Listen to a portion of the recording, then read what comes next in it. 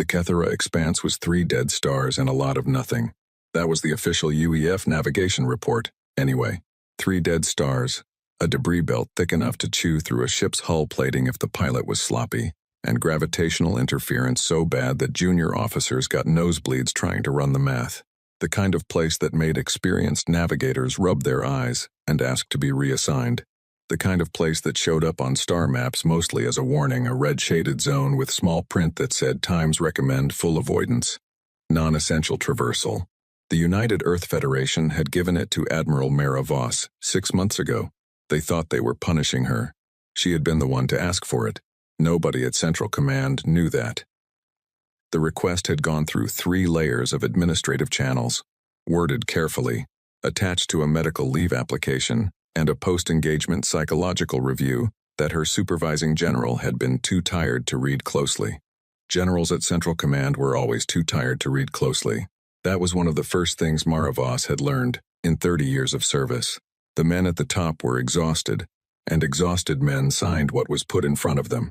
So she had the Kethera expanse. And the Kethera expanse, for 6 months, had been hers alone. Her flagship was the Times Ardent Times, a carrier, older model. The kind of ship that newer officers quietly called a relic. It had been refitted twice in its lifetime and showed it. The corridors were a patchwork of 3 different generations of hull paneling. The mess hall still had the old bench-style seating that newer carriers had replaced with individual chairs. The main hangar bay had a smell that the engineering staff had never fully identified and had eventually decided to simply live with. Voss loved it in the flat, practical way she loved most things. It worked. It was hers. And it would do. She had 2 destroyers with her, the Times Callan Times and the Times Meridian, both crewed by people who had followed her from her previous posting without being asked. That mattered to her. She didn't say it out loud, because she didn't say most things out loud, but it mattered. And a supply tender, the Times Orenbell Times, 18 months past its refit date. Crawling along at 60% drive capacity, captained by a woman named Fen Dusak who had been in the UEF Supply Corps for 22 years and had strong opinions about inventory management and very few opinions about anything else. 4 ships. That was the Kethera expanse posting. Most people who received a posting like this spent their time filling out reports and waiting for retirement. Voss spent her time mapping. She mapped the debris field down to the meter. She had her science officer, a young man named Bertok, who wore his hair in a way that made him look permanently surprised, model the gravitational tidal channels, the invisible rivers of gravitational pull that ran between the 3 dead stars, bending and folding through the debris belt in patterns that were almost orderly if you looked at them long enough. Nobody had ever looked at them long enough. The standard UEF survey of the Kethera expanse was 40 years old and had been conducted by a single scout vessel whose pilot had, by his own admission in the mission report, been trying to finish as fast as possible. Voss looked at them long enough. She had Bertok run the models 6 times, then 8. Then she ran them herself at 3 in the morning when the ship was quiet, cross-checking his numbers against hers, finding the places where the tidal pull was strongest, where debris clusters sat in stable orbit, where the gravitational interference was so dense that a ship's navigation system would effectively go blind for 45 seconds. 45 seconds. She wrote that number down on a physical piece of paper and pinned it to the wall above her console. Bertok saw it once and didn't ask. He had learned, in 4 months of working for Admiral Voss, that there were things you didn't ask about. She moved relay buoys. The Times Ardent Times carried 12 standard communication relay buoys in its equipment bay. The UEF manual specified their placement standard grid pattern, even spacing, maximum communication coverage. Voss ignored the manual. She repositioned them over the course of 2 weeks, placing them at intervals that made her communications officer, a lieutenant named Yara, frown at his maps and ask twice if there had been a clerical error. There had not been a clerical error. She sent the Times Orenbell Times the supply tender, the slow, wheezing, 18 months past refit supply tender, deep into the debris field. She gave Captain Dusak a specific coordinate, a specific anchor point, and a specific instruction. Park here, shut everything down, go dark, and wait for my signal. Dusak had looked at the coordinate, then at the Admiral, then back at the coordinate. That's inside the primary debris cluster, she said. It is, Voss said. The gravitational interference out there will make our comms patchy at best. That's fine. You won't need comms. You'll need one word from me on a tight beam frequency, and then you'll need to do exactly what I tell you next. I'll walk you through it before you go. Dusak had looked at her for a moment with the expression of someone doing a private calculation. Then she nodded. All right, Admiral. The Times Oren Bell Times crawled into the debris field and disappeared. That had been 3 months ago. 6 light years away, Elias Dre was having a party. He threw parties the way some people breathed regularly, naturally, without apparent effort. His flagship, the Times Sovereign Will, had a converted observation deck that served as a social space, and that social space was almost always occupied. Dre believed in morale. He believed in the careful cultivation of loyalty through atmosphere, good food, good drink, the right music, at the right volume. He had learned this, among many other things, from Mara Voss, who had never once held a party, and whose crew was loyal enough to follow her into a Dead Star sector, without being asked. He didn't think about that particular contrast. He was 41 years old, which was young for a fleet commander of his standing. He had dark eyes, and the kind of ease in his own body that came from never having seriously doubted himself. He moved through his own ship the way a man moves through a house he built himself comfortable in every corner, proprietary in a way that felt natural rather than arrogant. 6 years ago he had been a UEF commander, third in line for Admiral, the most promising tactical officer in his generation. That was the version of himself that people outside his current circle knew. The citation-heavy record, the commendations, the Battle of Varaxis, where he'd held a contested jump point for 19 hours against a Surath-class assault force, with 2 damaged destroyers and a crew running on stimulants and stubbornness. That version of himself had made a calculation. The UEF was not, he had decided, the most efficient vehicle for his particular talents. 6 years later, he had a mercenary fleet of 47 warships, contracts with 5 alien governments, and enough operational intelligence on UEF tactical doctrine to make him the most militarily dangerous non-state actor in the sector. He was also, technically, the most wanted person in the sector. He thought about that the way most people think about mild weather occasionally, without much concern. His second in command was a Veth Ari named Alrix. The Veth Ari were tall, gray-skinned, and built with the kind of angular efficiency that made humans look slightly unfinished by comparison. Ulrich had served under 3 commanders before Dre, and had found all 3 of them adequate. He found Dre genuinely brilliant and personally irritating, which he had concluded was the natural result of working for any human. Ulrich brought Dre the intelligence report on a Tuesday. It was a routine sweep of UF personnel movements, something Dre's network produced weekly, flagging assignments and postings of interest. Most of it was noise, fleet repositioning, routine transfers, the bureaucratic shuffle of a military organization processing its own momentum. One entry was not noise.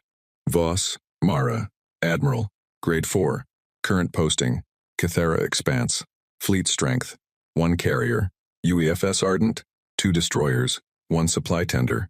Status, active, non-combat designation. Posting, classified, administrative. Dre read it once. Then he set the report down on the bar, picked up his drink, and looked out at the observation window at the stars beyond. Ulrich watched him. The Cathara Expanse, Dre said. 4 ships, Ulrich said. She's been effectively removed from the chain of command. It appears to be a soft posting pending retirement review. Dre was quiet for a moment. There were people in his life, not many, but some who occupied a specific interior space. People whose existence he felt as a weight. Not quite guilt, not quite unfinished business. Mara Voss had been his commanding officer for 4 years. She had promoted him twice. She had once, during a debrief after a particularly bad engagement, told him in her flat, expressionless way that he was the best tactical mind she'd worked with, and then immediately moved on to the next agenda item as though she hadn't said anything of consequence. He had thought about that for years. He had also sold her operational files to the Surath Federation, which had used them to plan the assault on Vareth Station. He didn't think about that as much. There was a version of the story in his head where that had been necessary, a domino in a longer sequence. Regrettable, but logical. He had gotten very good at that version of the story. Looking at her name on the report, in that quiet moment at the bar, The version of the story flickered a little. How long has she been out there? He asked. 6 months, Ulrich said. Dre nodded, set his drink down. We're making a detour, he said. Ulrich kept his face professional. To the Cathara Expanse. To the Cathara Expanse. With the full fleet. With the full fleet. There was a pause. Ulrich was choosing his next words with the care of a man navigating a debris field. She has 4 ships, Commander. A carrier and 2 destroyers, and a supply vessel that my report indicates is significantly past maintenance cycle. I know. A detachment of 6 ships would be. I know what 6 ships would be. Dre smiled. Not the easy party smile. A different one. Smaller. She deserves to see them coming, Ulrich. All of them. That's the point. Ulrich looked at him for a moment. He said nothing else. The message arrived on a Thursday morning at 0600 station time aboard the Times Ardent. Voss was already awake. She was generally already awake at 0600. Sleep for her was a practical matter. She allotted it 7 hours and spent those 7 hours in it efficiently, the way she approached most things. By 0530, she was at her console with coffee, reviewing Bertok's latest gravitational channel models. The message came through on a frequency she recognized, not a UEF frequency, an old one, a private channel code she had assigned to Elias Dre when he was her tactical commander, years ago, before the world rearranged itself. He had kept the code. Of course he had. That was the kind of detail that appealed to him, the sentimental gesture worn as a weapon. The message was short. It was a date, 3 weeks out, a set of coordinates, the Cathara Expanse, her current sector, no attempt to disguise the destination, and a single line of text. I wanted to give you time to appreciate what's coming. She read it once. She set it face down on the console. She looked out the viewport at the debris field, at the dark mountains of nickel iron floating in the black, at the gravitational shimmer that was visible at the edge of the field, if you knew what you were looking for. She looked at the coordinates she'd pinned to the wall above her console, the one with the 45 seconds written in her own handwriting. She picked up her coffee. Get me Commander Okafor, she said to the open comm. Her voice was the same as it always was, flat, dry, the vocal equivalent of a long, flat road. Tell him I want the 3rd relay array moved tonight. I'll send him the new coordinates. The duty officer's voice came back. Yes, Admiral. Anything else? She pulled up the Times, Sovereign Will's Times old schematics on her secondary screen. 6-year-old data. But Dre didn't reinvent what worked. And the Times, Sovereign Will Times had worked. She knew its dimensions, its drive output, its turning radius at various speeds. She knew how it behaved in a gravitational field. She had helped him choose it. Get me the mass tonnage on a Veth Ari Sovereign-class flagship, she said. Cross-reference against current drive technology if there's been any update in the last 6 years. And pull Captain Dusak's last check-in log. I want to confirm the Times Oren Bell Times is still at the anchor point. Yes, Admiral. She turned back to Bertok's models. The tidal channels wound through the debris field on her screen like slow rivers. She traced one with her finger, then another. The intersection points the places where 2 channels crossed, and the gravitational pull doubled, glowed faintly on the display. She had 4 of those intersections marked. She had 3 more weeks. Lieutenant Commander Seti appeared in her doorway at 0700, holding a tablet and wearing the look of a man who has done math he wishes he hadn't done. He was 29 and good at his job and had the specific quality Voss valued most in junior officers. He told her things she didn't want to hear without softening them first. I ran the force comparison, he said. I know. Admiral, the numbers. I know what the numbers say, Seti. He stood there. Then you know we should be requesting reinforcements. She looked at him. What's Dre's preferred opening vector? She said. When he engages a smaller force in a confined space. What does he do first? 1. Seti blinked. This was not the conversation he had prepared for. He drives at the center, forces a split, separates the command vessel from support. Right. She turned back to her screen. I taught him that, so I know exactly where he's going to go when he gets here. A pause. Which means I know where he's not going to look. Seti stood in the doorway for a moment. He looked at the gravitational channel maps on her screen. At the relay buoy repositioning logs. At the flight path of the Times Oren Bell. The supply tender currently sitting dark and silent inside the primary debris cluster. He was 29 years old and good at his job. He started to understand. Is there anything you need from me, Admiral? Get some sleep, she said. 3 weeks from now you're going to need it. He left. Mara Voss sat alone in her office with the debris field outside her window and the 45-second notation pinned to her wall, and she worked through the night in the quiet and thorough way. She worked through everything, like a woman who had already seen the end of the problem and was simply filling in the steps between here and there. 3 weeks. She had been patient for 6 years. 3 weeks was nothing at all. The first thing Lieutenant Commander Seti expected when he came on shift, the morning after the message arrived, was red lights. Not literally. The Times, Ardent Times, ran standard lighting protocols regardless of the operational situation. The ship didn't go to physical alert status until a threat was confirmed within engagement range. But there was a kind of atmospheric red that settled over a vessel when its commanding officer was dealing with something bad. Voices got clipped. People moved faster than necessary. Junior officers started checking over their shoulders without being sure what they were looking for. He came on shift and found nothing like that. The Times, Ardent Times, felt exactly like it had felt the morning before. The mess hall had the same noise level. The duty officers moved at the same pace.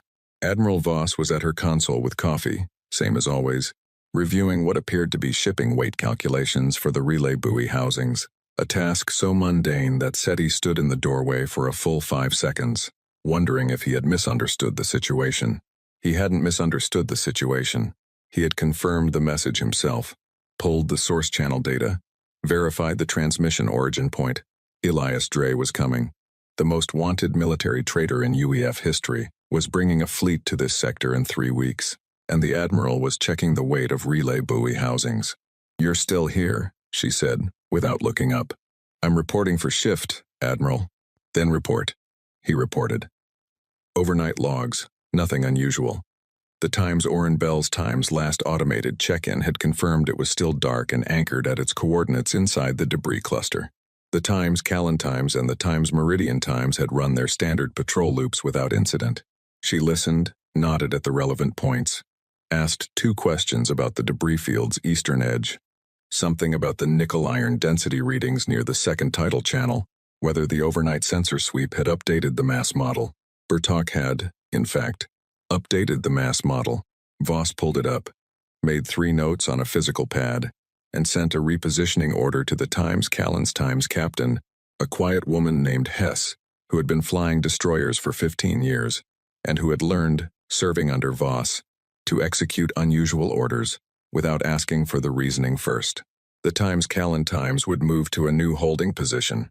The position looked wrong. Seti had looked at the grid before Voss sent the order, and now he looked at it again afterward, and the placement of the Times Callan Times made no obvious tactical sense. It was too far north of the main debris field to provide cover to the Times Ardent Times, and too close to a dense gravitational zone to move quickly if it needed to. It was, by any standard doctrine, a bad position for a destroyer to sit. He knew better than to say that. He had started to understand, slowly, over the course of the previous evening, that Voss was not positioning ships for a standard engagement. The standard engagement, the one where you met a superior force with whatever you had and tried to minimize casualties before retreating or being destroyed, was not the plan. He didn't know exactly what the plan was yet, but the Times Callan's Times, strange position, and the Times Oren Bell Times sitting dark in the debris field, and the relay buoys in their odd, non-standard placement, these things were related. He just couldn't see the whole shape yet. Day 2. Voss called him into her office and put the force comparison on the screen herself. She had built it. He hadn't needed to bring it to her, she had already done the math. 47 ships against 4. Tonnage comparison, firepower comparison, crew numbers, estimated combat effectiveness per vessel. She had even factored in the multi-species composition of Dre's mercenary fleet, noting that the Veth Ari frigates used a different targeting system than the Surith-class destroyers, and that multi-species fleets operating under a single human commander had coordination lag at the 3 to 5 minute mark in extended engagements. She had put a small star next to that note. "Sit down," she said. He sat. "What do you see?" she asked. He looked at the comparison. "We're outgunned by a significant margin. How would Dre read this comparison?" Seti thought about it. He had studied Dre's engagements at the academy before Dre's name had been removed from the official curriculum and replaced with a neutral reference to Times' tactical case study, unnamed commander. He had studied the real records on his own time, because the real records were instructive. He'd read it as a foregone conclusion, SETI said. He doesn't commit to engagements he doesn't believe are already won. If he's coming with 47 ships, he thinks this is already over. Good, Voss said. That's what I need him to think. SETI waited. She didn't elaborate. She pulled up the mass model again, the gravitational channel display, the tidal intersection points she had marked. There's a place in the debris field, she said, about 30 kilometers north of where the second and third channels cross, where the gravitational interference is strong enough to disrupt navigation systems for 45 seconds. Not damage them. Disrupt. A ship in that zone will still be functional. It just won't know exactly where it is for 45 seconds. 45 seconds is a long time, SETI said. It's long enough. She didn't say long enough for what. He left the meeting with more questions than answers, and the beginning of something that felt like awe, but sat uncomfortably next to the force comparison, still glowing on his screen. Day 4, she moved the times meridian. Different position. Also apparently wrong. Also too close to a gravitational zone for comfort. The times meridian's times captain, a man named Rourke who was 53 and had sailed with Voss on 2 previous postings, acknowledged the order and executed it without comment. SETI watched the positioning on the tactical display.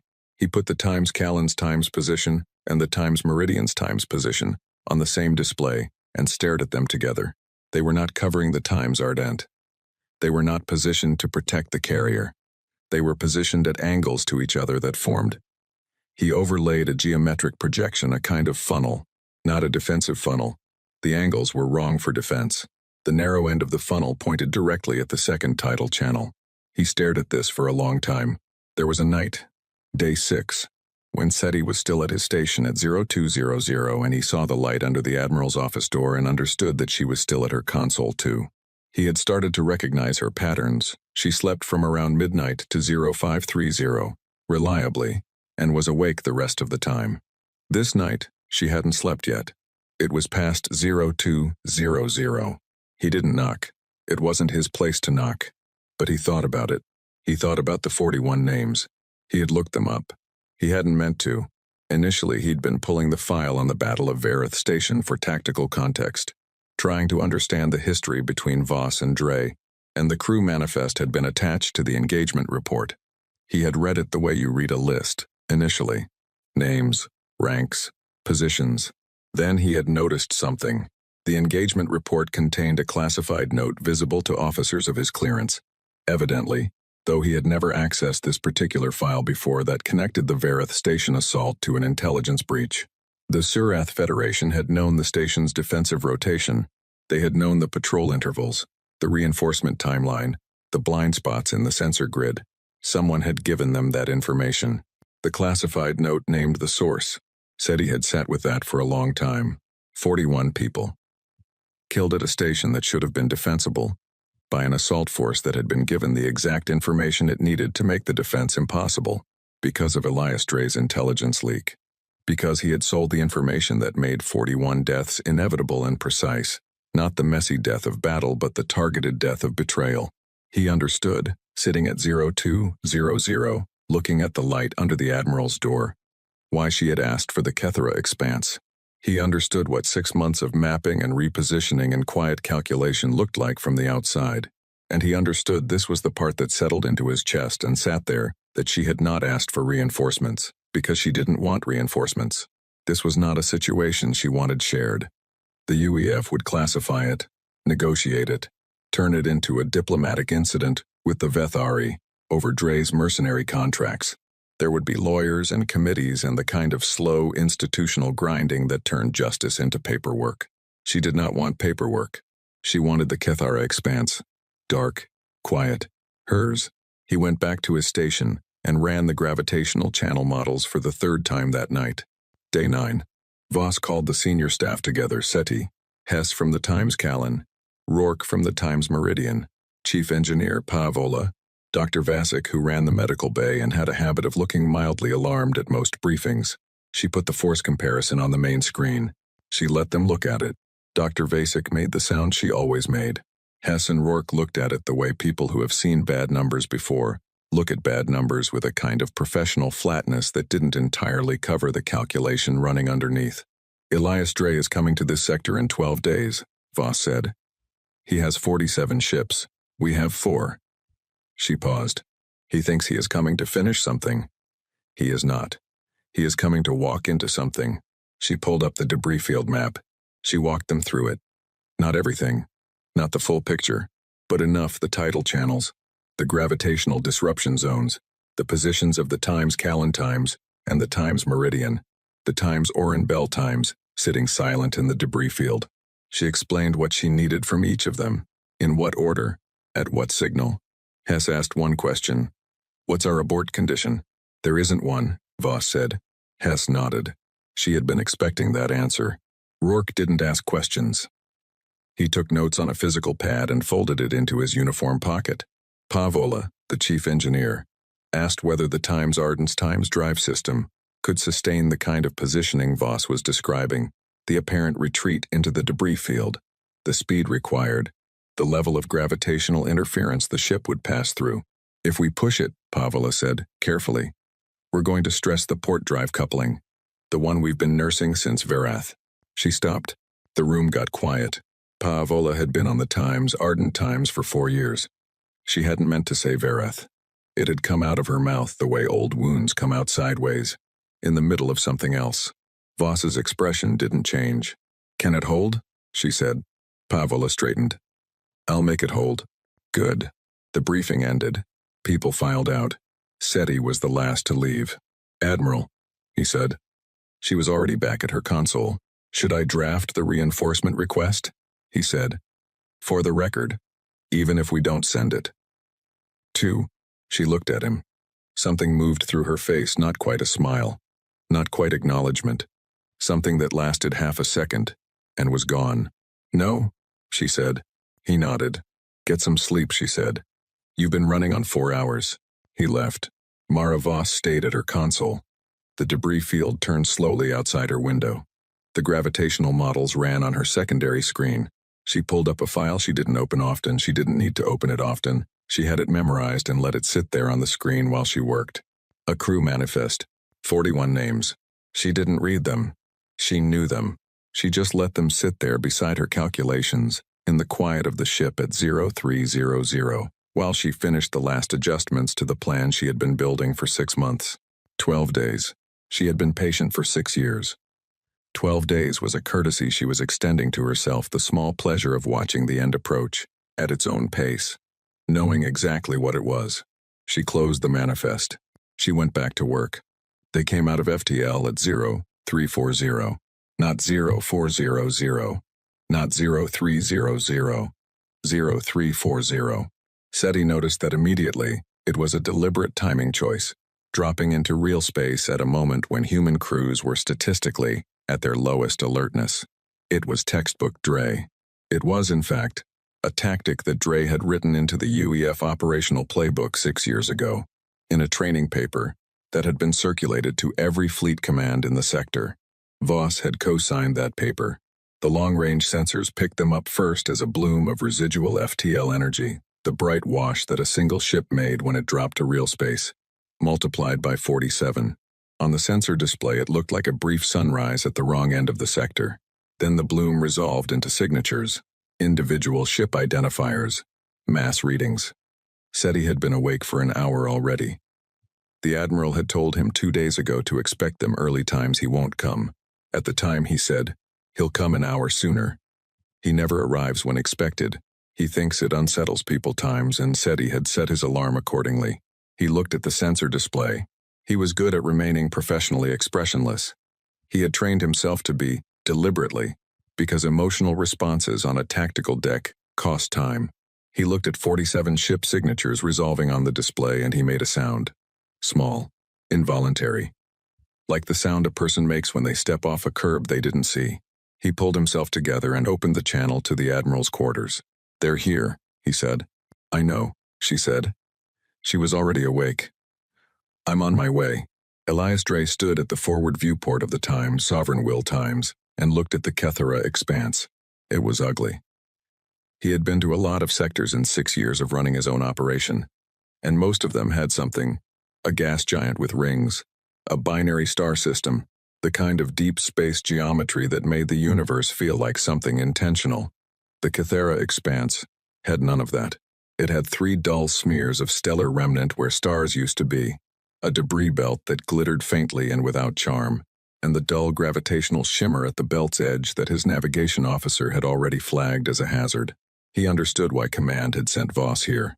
He also understood, standing at the viewport, a small thing that he pushed down before it could become a larger thing, that there was something about this place that had the quality of a prepared space. Like a room that someone had been arranging before guests arrived. He couldn't point to specifics. The sensor readings were normal. His tactical staff had run a preliminary scan and reported nothing unusual. It was a feeling. He pushed it down. Alrix appeared at his side. The Vethari second in command was looking at the sector display with his usual angular stillness. Her ships are in standard holding position, Alrix said. The carrier and 2 destroyers at the debris field edge. No indication of the supply tender. She sent it home, Dre said.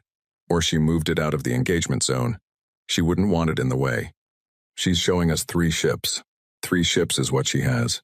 4, counting the tender, but the tender doesn't fight. He paused. Open. A channel. His communications officer opened the channel on the command frequency. The channel registered as received on the other end. Someone on the Times, Ardent Times, had accepted the connection.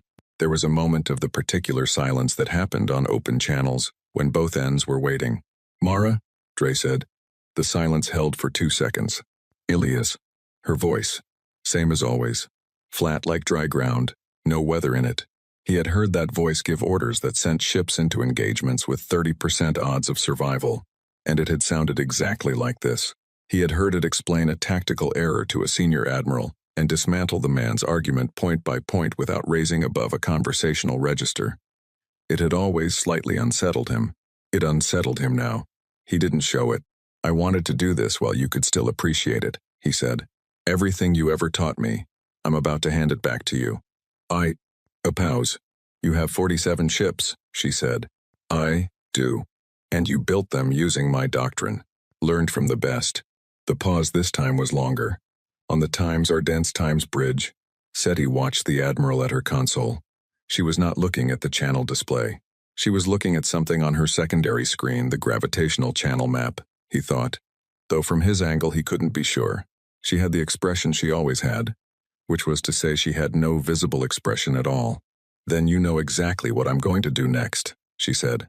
She cut the channel. For a moment, the bridge of the Times, Sovereign Will Times, was very quiet. Alrix spoke first. What is she going to do next? Dre watched the Times, Ardent Times, on the sensor display. The carrier was moving. Both destroyers were moving. Not toward the fleet away. Back. Into the debris field. Disengagement. He recognized it immediately. Formation 7. The pulling back maneuver. Designed to draw a superior force into confined terrain, while the retreating ships used the cover of the terrain to regroup and find a defensible position. He had learned it from Voss. He had used it twice himself, both times successfully. The narrow end of the debris field, that was where she'd go. She'd push her ships through the tightest passage and try to find a position where his fleet couldn't surround her, where tonnage advantage mattered less.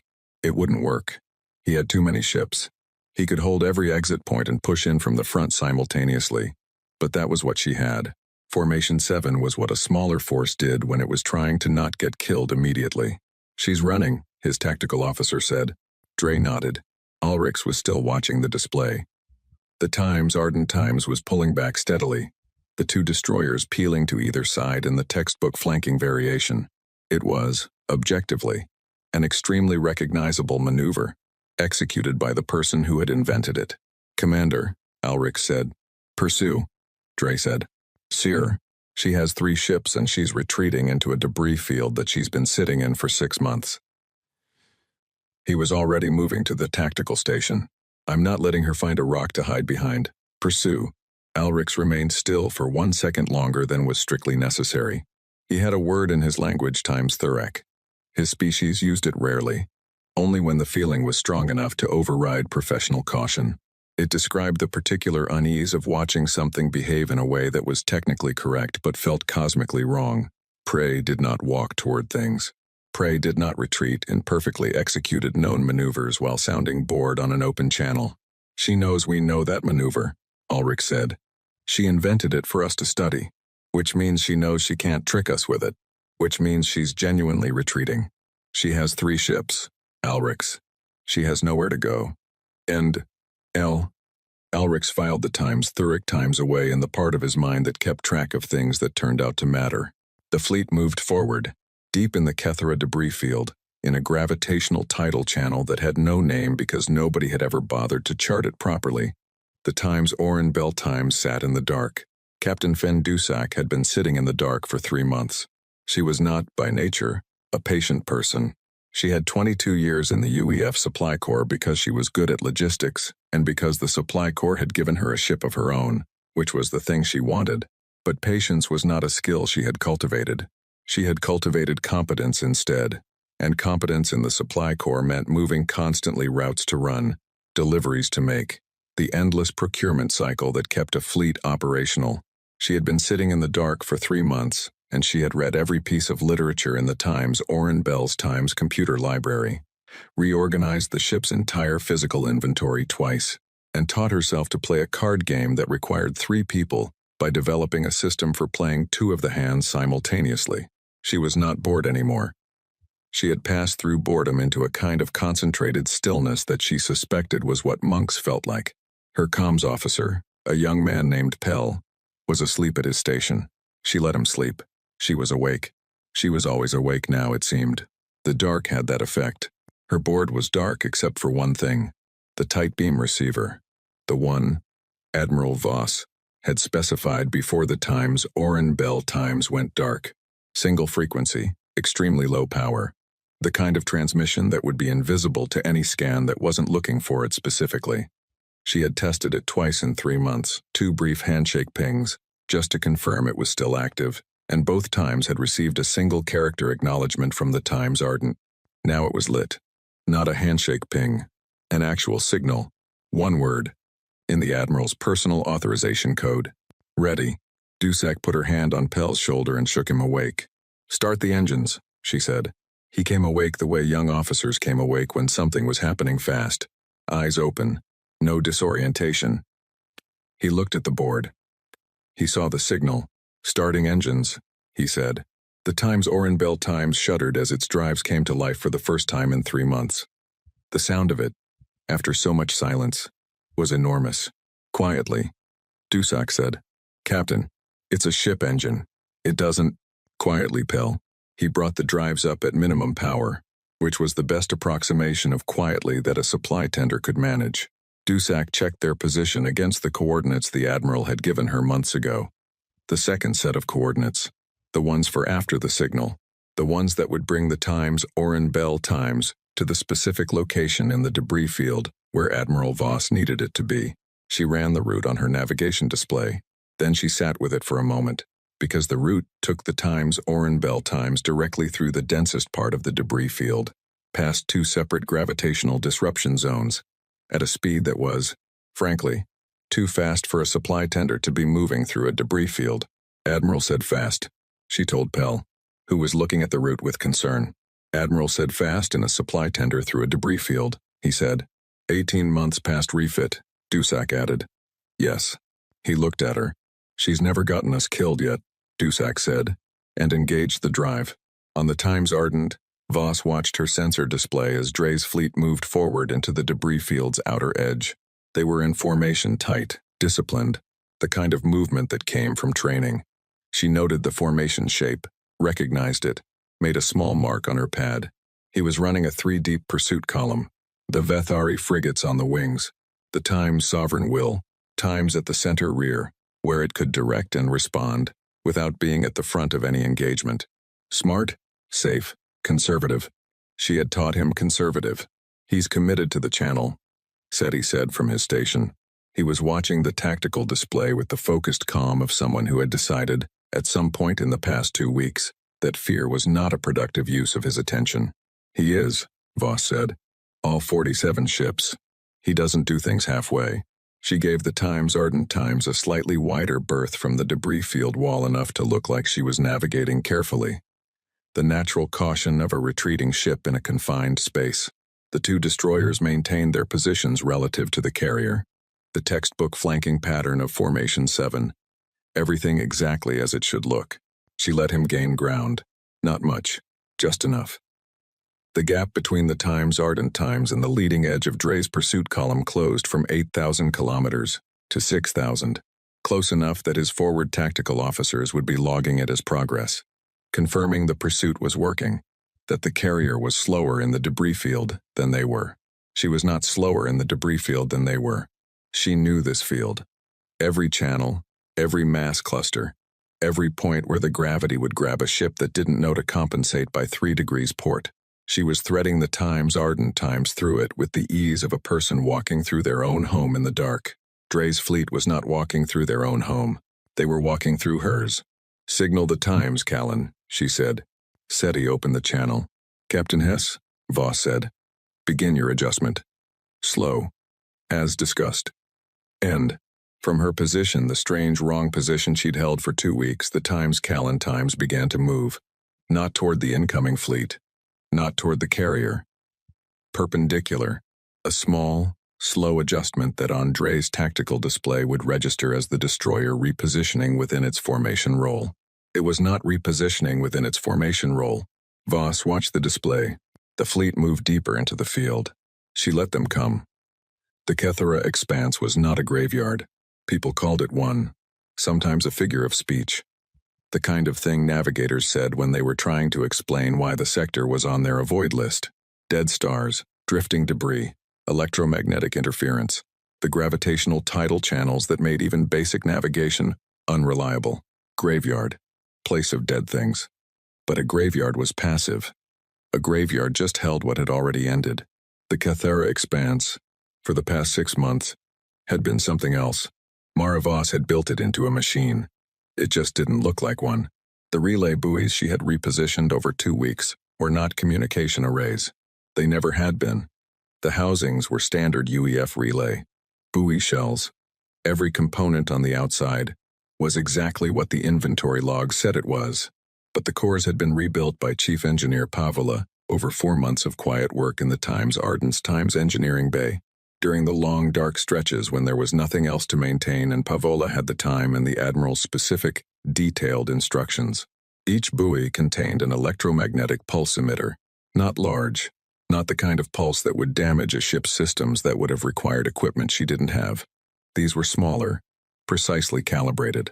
The kind of pulse that, in open space, would have done very little except create interference on a nearby sensor grid. In a gravitational tidal channel, the effect was different. The tidal channels concentrated electromagnetic interference the way a canyon concentrated sound. A pulse that was minor in open space became amplified, stretched, folded into the gravitational field, and delivered to anything passing through the channel at approximately 3 times its original strength. Pavola had modeled this effect 20 times. She had checked her model against Bertok's gravitational data, and Bertok had checked it against his own calculations, and both of them had arrived at the same number. A ship passing through the channel intersection when the buoy emitted would experience a navigation disruption of 45 seconds. The ship would not be destroyed. Its systems would not fail. Its crew would not be harmed. For 45 seconds it would not know, with any precision, where it was. In open space, 45 seconds of navigational uncertainty was manageable. A crew drilled for it could compensate by dead reckoning and come through with minimal position error. In a debris field, in a dense, 3-dimensional debris field with mass clusters drifting on gravitational tidal currents, with the debris moving and the ship moving and the gravity bending, the predictive models at every turn. 45 seconds of not knowing where you were was a very long time to be making guesses. It was long enough for a ship that was moving at pursuit speed to guess wrong. Voss had placed 4 buoys at 4 tidal channel intersections. She had staggered their emission timing to fire in sequence, rather than simultaneously. Not because simultaneous would have been less effective, but because sequential was more precise. She could direct the disruption. She could choose which part of the pursuing fleet encountered which pulse, and when. She had practiced the timing in her head for 3 months. She knew it the way a musician knows a piece, not by thinking through each step, but as a single continuous thing, already happening, already in motion. The Times, Sovereign Will Times and its fleet, were 5 kilometers into the main debris channel when Voss gave the first signal. Buoy 1, she said. SETI transmitted. Andre's tactical display. The forward destroyer group, 3 Surath-class ships, running point, entered the first tidal channel intersection, exactly as his navigation officer had predicted. His navigation officer had predicted it because he had calculated the most efficient route through the debris field for a ship of their tonnage, and the most efficient route was the one Voss had left open for them. All other routes had debris clusters in the way. Not placed there, Voss hadn't moved debris. She didn't have the equipment for that, but mapped. She knew which routes were navigable and which weren't, because she had spent 6 months building a map that nobody else had. She had given Dre's fleet one obvious path and let their own competent navigation officers find it. The buoy fired. On the Times Sovereign Wills Times bridge, the tactical display showed the 3 forward Surath-class destroyers entering the intersection. Then it showed them becoming imprecise, their position signatures smearing on the display as the pulse washed through the channel, disrupting their transponders, their inertial navigation, their proximity sensors. 45 seconds. They were moving at pursuit speed. At pursuit speed, in a debris field, with imprecise navigation, the debris cluster on the channel's eastern wall became a hazard instead of a known object to avoid. The lead destroyer's pilot compensated 3 degrees to port the wrong 3 degrees, based on a navigation calculation that was working from data 45 seconds out of date. The collision was not catastrophic. The debris cluster was small, a collection of nickel-iron fragments, none larger than 20 meters, which was small relative to a warship but was emphatically not small relative to a warship moving at speed and not knowing where it was. The impact took out the lead destroyer's forward sensor array and bent its port drive housing. The second destroyer, following close behind, had its own navigation pulse hit at the 30-second mark and overcorrected away from its sister ship's new erratic heading. It clipped the channel wall. Not hard, hard enough. The third Surath-class ship pulled up and stopped, which was the correct choice, and also meant the 3 ships that had been following it ran directly into a formation that had suddenly become stationary in the middle of a navigation channel. On the Times Sovereign Wills Times bridge, the tactical display turned into a confusion of conflicting signals. Dre stared at it. "What happened?" he said. His voice was flat now. The party tone was gone. His tactical officer was pulling data. Navigation disruption in the forward element. Some kind of electromagnetic interference, sir. The forward destroyers. I can see the forward destroyers. He could see them. They were in the wrong places. Their signatures erratic. One of them showing damage status lights. Is it a weapon? Is the carrier firing? Negative. No weapon discharge. The interference appears to originate from... His officer paused. Sir, the interference is coming from the channel itself. Channels don't produce electromagnetic interference. This one does. Ulrichs, at his station, pulled up the debris field navigation data they had been working from the standard UEF survey. 40 years old, the one that had been good enough for every prior engagement in this sector, because there hadn't been any prior engagements in this sector. He put it next to the readings he was seeing on his sensor display. They were not the same. The survey said there was a tidal channel here. His sensors said the channel was significantly more energetic than the survey indicated, concentrating electromagnetic interference at the intersection point at levels that the survey had never recorded because the survey pilot had not lingered long enough to measure them properly. The survey was wrong. Voss had known the survey was wrong. Ulrichs had a sudden and precise understanding of what had been happening for 6 months in the Kethera expanse.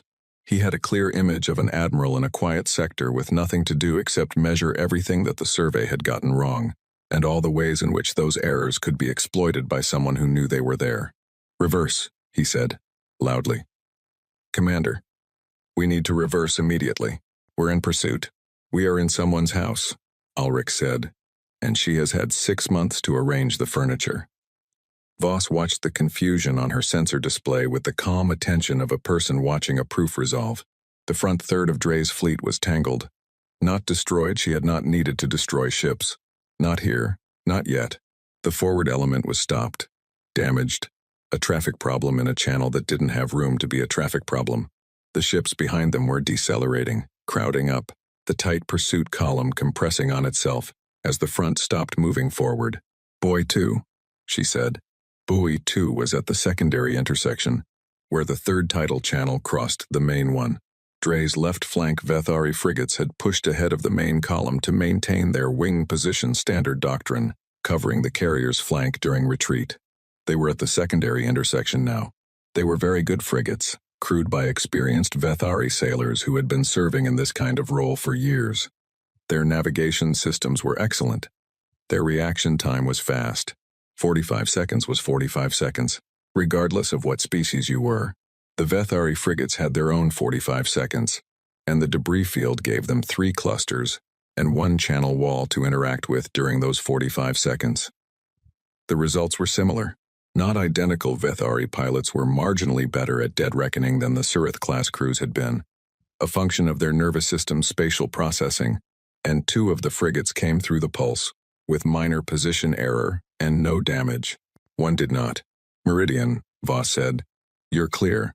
From its position, the apparently wrong position she'd held it in for 2 weeks, the one that had made no tactical sense by standard doctrine, the times Meridian times came out of the debris shadow, on a vector that was, from Dre's fleet's perspective, entirely unexpected. It was not flanking. It was not attacking the main body. It came out at the precise angle to block the left flank's exit route from the secondary channel, sitting in the gap between 2 debris clusters like a cork in a bottle. The Veth-Ari frigates that had made it through the pulse intact found themselves looking at a destroyer between them and the open space they had been maneuvering toward. She's hurting us, Ulrich said. He said it quietly, almost to himself.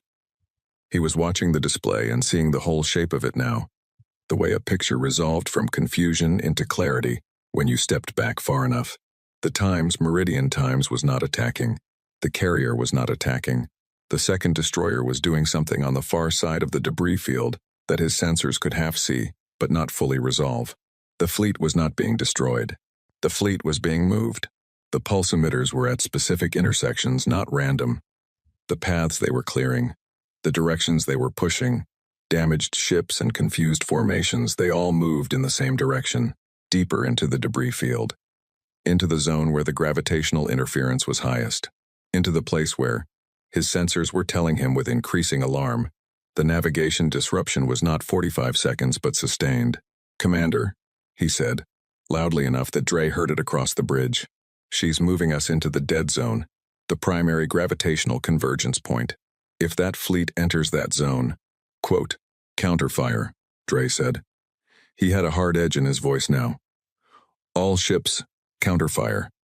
Find me the carrier and the carrier is behind us, Ulrich said. Silence. Dre turned.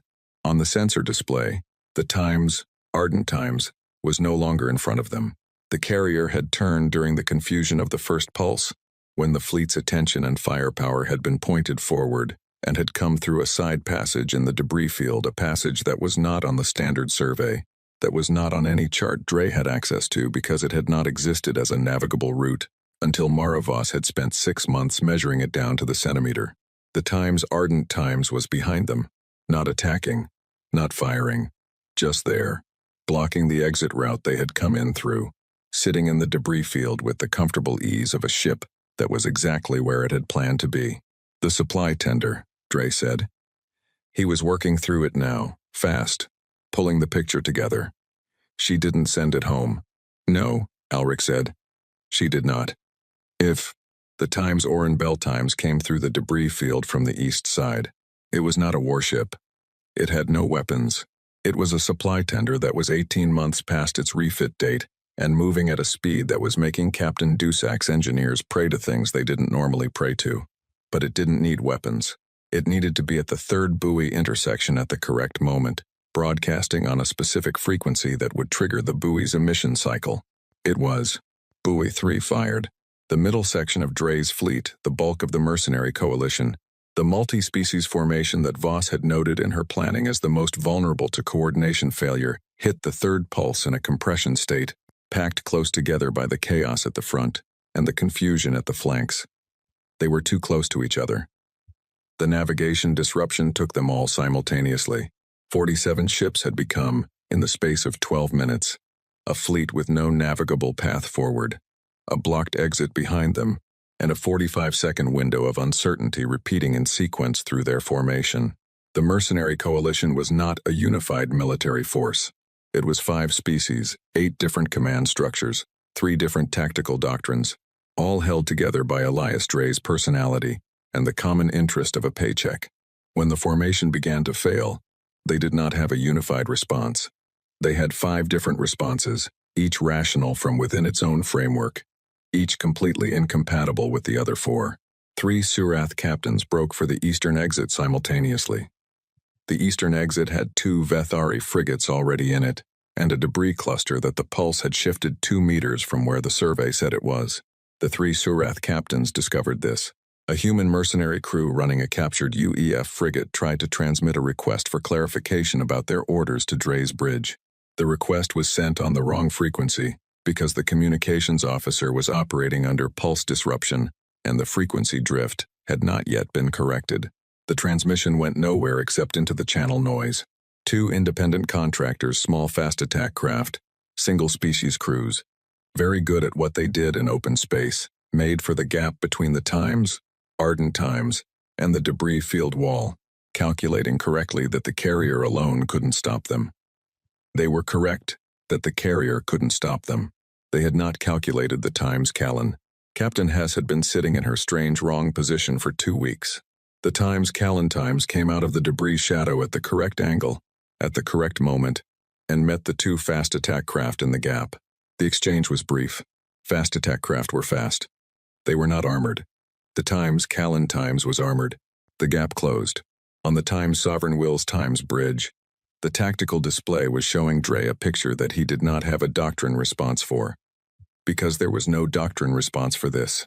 This was not an engagement. This was not a superior force crushing an inferior one. This was a trap that had been built before he'd decided to come. Sprung at the exact moment his fleet was most committed and least able to respond, using the terrain itself as the weapon. He had 47 ships. 22 of them were currently either stopped, damaged, in collision with each other, or attempting navigation in a zone where navigation was not fully functioning. The remaining 25 were intact but compressed. Their formation collapsed, hemmed by destroyed routes and debris clusters and 3 ships that were not attacking them so much as managing them. The times Ardent Times sat in the exit behind them. The times Meridian Times sat in the flank exit. The times Callan Times had closed the gap to the north. And the times Oren Bell, the supply tender, the 18 months past refit supply tender, was sitting at the 3rd buoy intersection patiently waiting for Admiral Voss's signal to trigger the 4th buoy. The 4th buoy was at the primary gravitational convergence point. If the fleet drifted into the convergence zone, which, given the navigation disruption cycling through the formation, was not an if, but a when. 45 seconds. In that zone was not 45 seconds. It was longer. Pavola had run the numbers. The convergence zone amplified the effect. Ulrichs had been sending a distress call for 6 minutes. Not to Central Command, not to UEF, to the Vethari government. He had composed the message with the focused precision of a man who understands that he has about 4 minutes before the situation becomes irreversible and wants his government to receive exactly the right information before that happens. He had kept it short. He had said what needed to be said. He transmitted it 17 times before the fleet's communication array went down.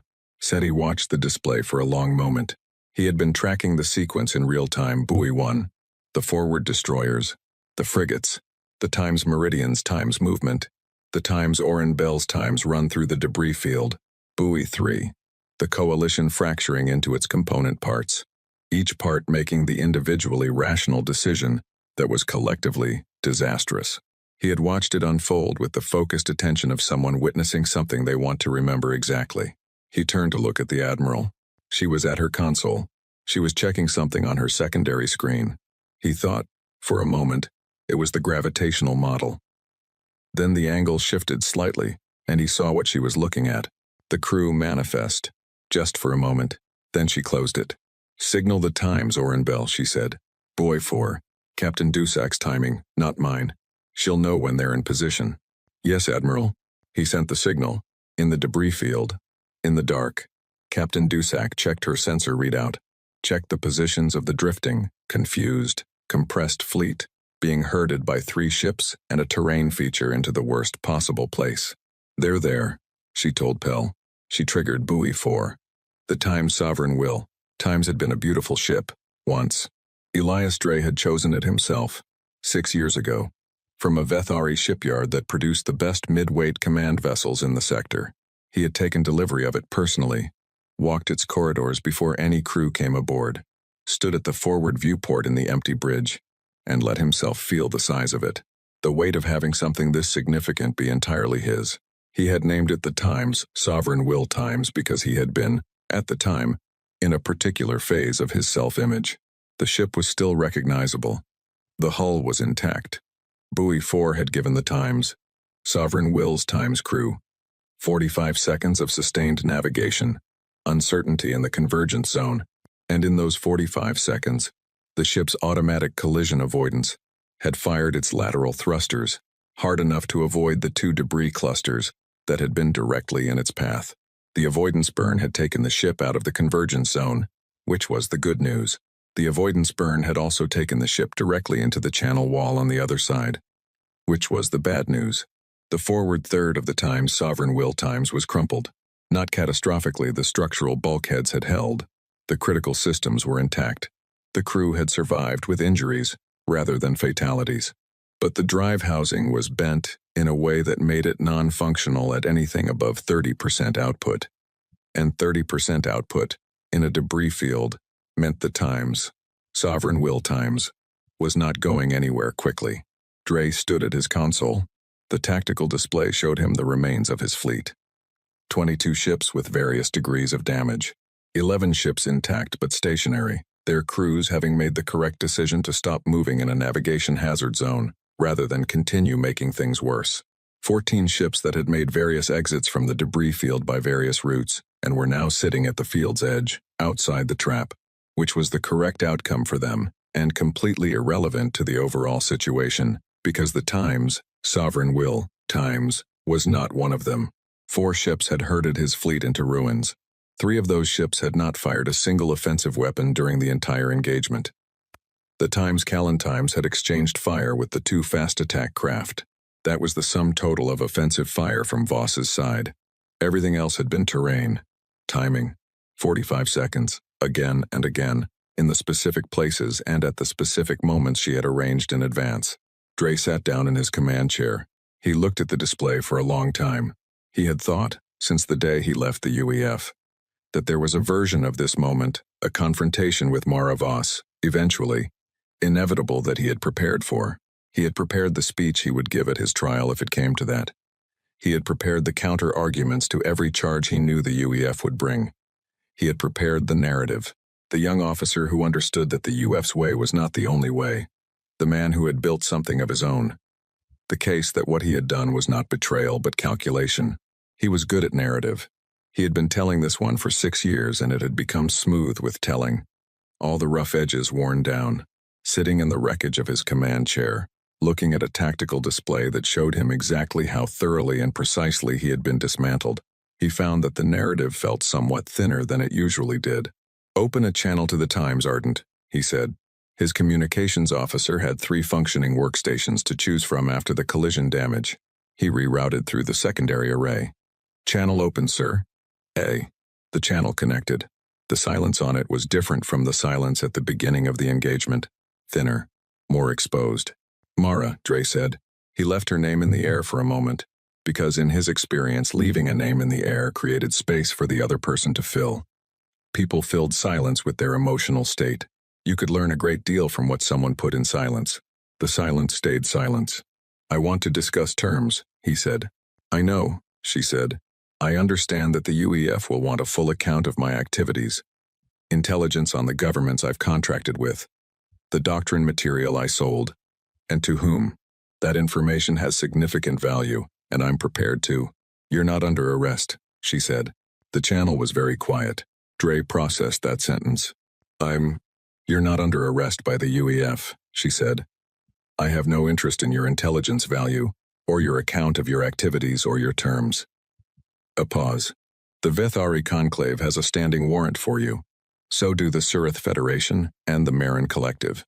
And, he sat very still, when you sold human tactical doctrine to 5 alien governments, she said, you were not careful about which 5. The Surith Federation and the Marin Collective have been in active territorial dispute for 4 years. You sold the same classified material to both of them. Specifically, the Vareth Station engagement plans, which the Surith used to conduct the Vareth assault, and which you then sold to the Marin as a case study in successful offensive operations against fortified installations. Another pause. The Marin used it to attack a Surith-held station 11 months ago. 37 Surith killed. Dre said nothing. The Vethari want you for the doctrine violations. The Surith want you for the secondary sale.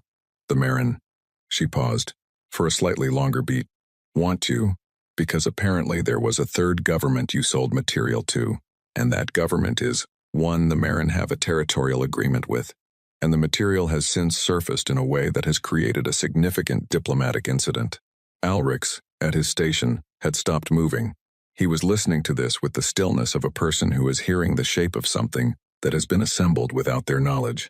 I filed the handover paperwork 3 months ago, Voss said. A Vethari diplomatic frigate has been waiting at the edge of this system since this morning.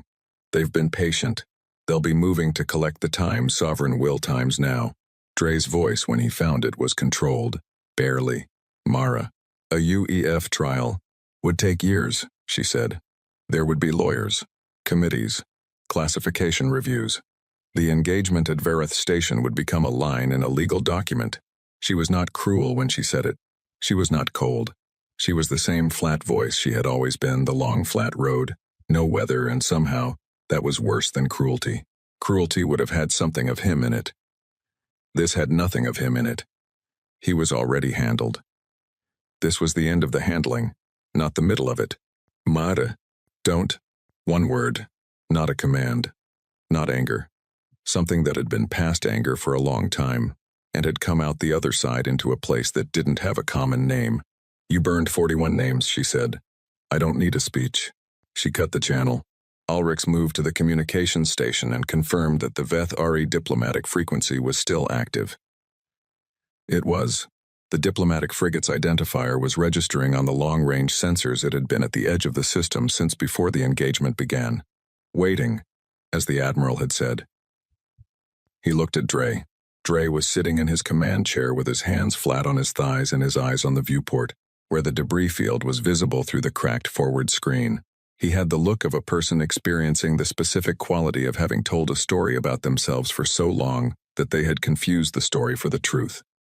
And having arrived, without warning, at a moment where the truth was standing in the same room, and the story was not. It was not a kind thing to watch. Alrix had, on balance, spent 2 years finding Elias Dre's company mildly irritating and his tactical mind genuinely remarkable. He was not a man who attracted straightforward feelings. He was also not a man, Alrix now understood, who had ever fully accounted for the woman he had made his enemy. Commander, Alrix said, the Vethari frigate is requesting docking approach coordinates. Dre said nothing. I will transmit the coordinates, Alrix said, and did. The Arden's Times bridge was very quiet. SETI watched the Vethari diplomatic frigate move through the debris field's outer edge toward the crippled time sovereign will times, moving carefully, precisely, a ship that clearly had better navigational data on the Cathara debris field than the standard survey provided. Voss had shared her maps with the Vethari government 3 months ago along with the handover paperwork. He hadn't known that until now, but he wasn't surprised. She had thought of everything. He turned to look at her. She was at her console, as always. She had a secondary screen open with what appeared to be a standard sector incident report, the kind of administrative document that got filed after any engagement involving UEF vessels, a form with 23 fields, most of them dry and bureaucratic. She was filling it in with the same focused attention she brought to everything. He watched her for a moment. Admiral, he said. Central Command is going to want a full briefing. They'll get a report, she said. They're going to have questions about the engagement. The 4 governments contacting them about Dre's handover. The fleet engagement in a sector that's listed as non-combat. They'll get a report. Oh, he nodded. He knew what was in the report. He had already drafted it once in his head, mentally, running through the sequence of events and the administrative language required to describe them. The language was going to be interesting. Admiral conducted defensive engagement in sector against hostile mercenary fleet. Full tactical documentation attached. Attached. 6 months of gravitational survey data. Relay buoy repositioning logs. Orin Bell Times deployment records. 47 ship force engagement documentation. They're going to have a lot of questions, he said. Then I'll answer 41 of them, she said. He didn't ask what she meant. He knew what she meant. Outside, through the viewport, the Vethari diplomatic frigate attached its docking collar to the Times Sovereign Will. The operation was clean and professional. The Vethari were good at this. They had been handling diplomatic transfers for centuries, developed the protocols to a precision that other species found faintly intimidating. The exchange was finished in 22 minutes. The Times Sovereign Will Times began its slow, damaged transit toward the Vethari border. The mercenary fleet, the 14 intact ships that had exited the debris field, the 11 that were stationary inside it, the 7 that were damaged and drifting received a UEF broadcast from the Times Ardent Times, offering them 3 options. Surrender to UEF custody, proceed to their respective governments, and await UEF coordination, or make for open space and accept the formal notation on their records. Most of them chose the third option. 2 chose the first. The Callan Times collected the 2 surrendering vessels without incident. Captain Hess filed the required paperwork before docking was complete, because Hess was that kind of captain. Dr. Vasic went through the Times Ardent's Times crew with the focused efficiency of someone checking for damage they had been dreading and were relieved not to find. No casualties.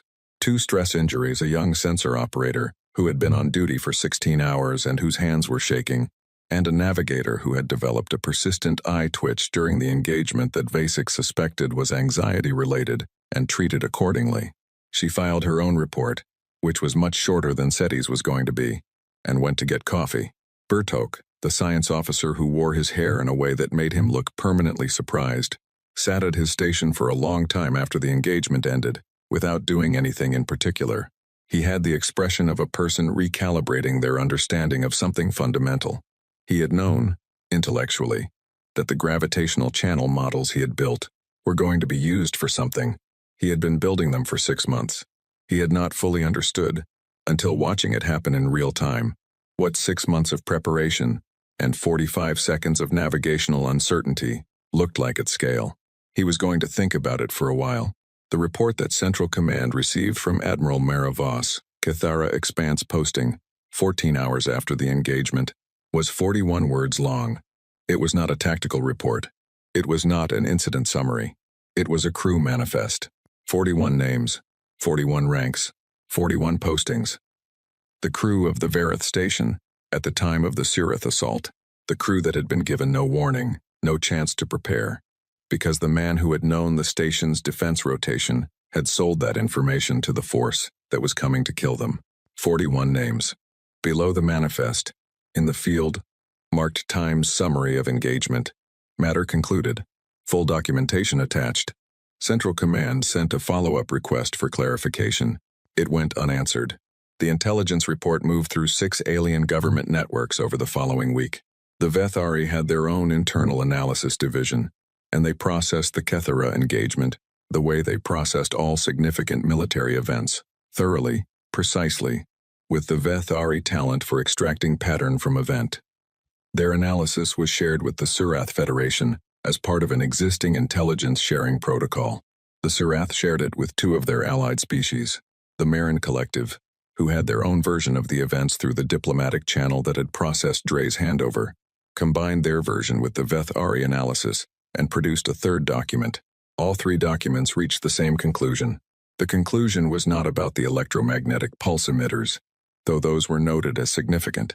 It was not about the gravitational survey methodology, though that was analyzed in considerable depth.